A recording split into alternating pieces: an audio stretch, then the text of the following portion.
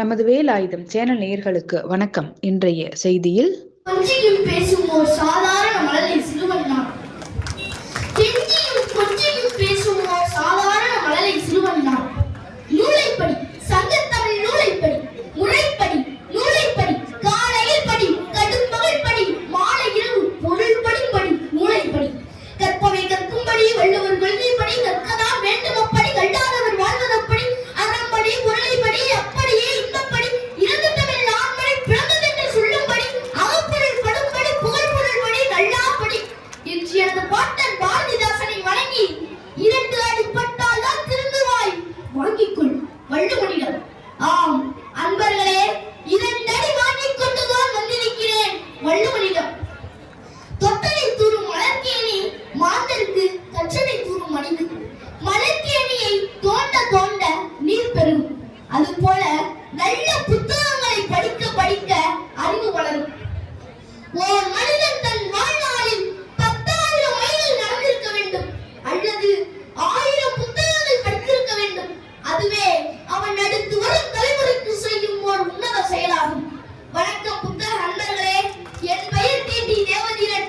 எனது ஊர் அன்னவாசல் கிராமம், குடவாசல் தாலுகா, திருவாரூர் மாவட்டம். காகிதத்தில் ஆயுதம் செய்ய முடியுமா?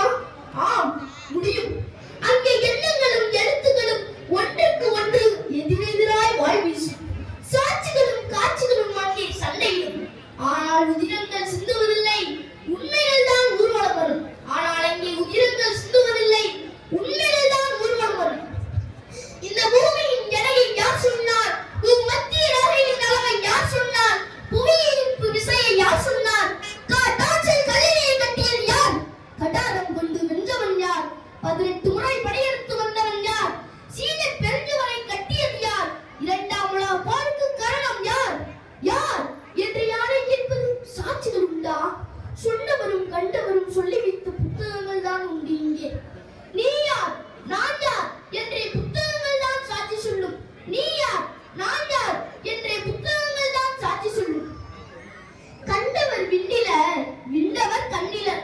கண்டவர் விண்ணிலர், விண்டவர் கண்ணிலர் என்பது போல புத்தகங்கள் தான் சாட்சி. புத்தகங்கள் அச்சிட்டு வரும் தாள்கள் அல்ல, அது ஒரு காலத்தின் கண்ணாடி. அது ஒரு காலத்தின் கண்ணாடி. சுவடிகளில் உராய்ந்து, மயில் தோகையில் தவழ்ந்து, இயந்திரங்களின் நச்சரி எண்ணிய தொழில்நுட்பத்தில் பல்லாயிரம் ஆண்டுகளாய் தன்னை புதுப்பித்து நம்மையும் புதுப்பித்துக் கொள்கிறது புத்தகம். புத்தகம் இல்லாவிடில் என்னவாகும் இவ்வுலகு? 18 தத்துவங்கள் இல்லை, பெருமுபதேசங்களும் இல்லை, அறிவியலும் இல்லை, புவியியலும் இல்லை, சொல்லிக் கொண்டாடிட பண்டிகைகள் இல்லை, உயிர் காக்கும் மருத்துவ குறிப்புகள் இல்லை, பூமி உருண்டை என தெரிந்திருக்க போவதும் இல்லை. அதனால்தான் மகாத்மா காந்தி கூறுகிறார், ஒரு கோடி நினைத்தால் நீங்கள் என்ன செய்வீர்கள் என்று கேட்டபோது ஒரு நூலகம் கட்டுவேன் என்று பதிலளித்தாரா மகாத்மா. புத்தகம் என்பது அறிவின் ஒளி, மனதின் தோழன், நல்ல ஆசான். புத்தகம் கையில் இருந்தால் அறிவில் சோர்வில்லை என்பார்கள். புத்தகம் கையில் இருந்தால் அறிவில் சோர்வில்லை என்பார்கள். என்னை போல் வருங்கால தலைமுறைகளுக்கு நான் வேண்டுகோள் விடுப்பது ஒன்றே ஒன்றுதான். அலைபேசிகளை அளவோடு வைத்து புத்தகங்களை கையில் ஏந்துங்கள். அறிவாயுதம் ஏந்தி வளமான எதிர்காலம் படைப்போம். அறிவாயுதம் ஏந்தி வளமான எதிர்காலம் படைப்போம். உலகத்தின் மூளை முடுக்குகள் எல்லாம் போக நினைக்கிறாயா? உலகத்தின் மூளை முடுக்குகள் எல்லாம் போக நினைக்கிறாயா? ஓ நூலகத்திற்கு செல், ஓ நூலகத்திற்கு செல் என்று பழமொழியை கூறி நிமிர்ந்த நன்னடை, நேர்கொண்ட பார்வையும், நிலத்தில் யாருக்கும் மஞ்சாத நெறிகளும், சிவந்த ஞான செருக்கும் இருப்பதால் செம்மை மாதர் திரும்புவதில்லையாம்.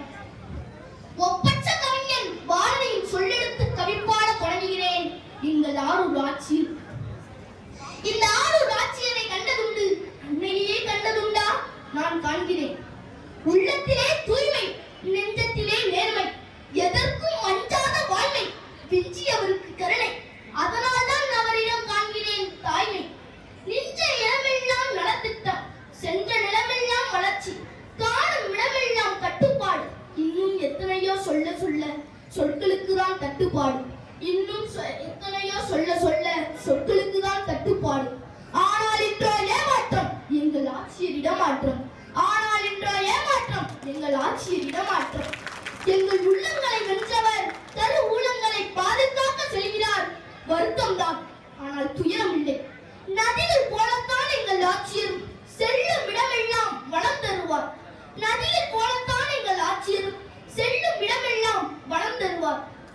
இதனால் இவன் முடிக்கும் என்றாய்ந்து அதனை அவன் கண்விடல் எனும் திருக்குறளுக்கு ஒப்பானவர் எங்கள் திருவாரூர் மாவட்ட ஆட்சியர் என கூறி வாய்ப்பிற்கு நெற்றிவாடி விடைபெறுகிறேன். நன்றி, வணக்கம். வாழ்க தமிழ், வளர்க தமிழ் குறித்து உரையாற்றி நம் நெஞ்சம் நிறைந்திருக்கிற மரியாதைக்குரிய மாவட்ட ஆட்சித்தலைவரை பற்றி கவிதை